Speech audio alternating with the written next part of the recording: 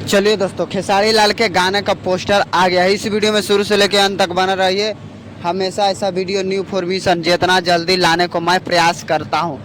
दबंग स्टार खेसारी लाल के गाना है, जिस गाना के नाम है तीन थान। तीन थान खेसारी लाल के गाना तो भोजपुरी इंडस्ट्री में तहलका मचा के रख देता है। खेसारी लाल के कोई भी गाना आता है भोजपुरी इंडस्ट्री में तो भोजपुरी इंडस्ट्री में तहलका मचा के रख देते हैं। एक खेसारी लाल के गाना है, जिस गाना के नाम है तीन थान। बात करें इस गाने के कब रिलीज डेट कब दिया गया है, हमेशा ऐसा वीडियो आप लोगों तक जितना जल्दी मैं पहुंचाने के लिए मैं प्रयास करता हूं। लेकिन खेसारी लाल के गाना है, जिस गाना के नाम है तीन थाने, गाना दबंग स्टार खेसारी लाल गाए हैं और अनुपमा यादव।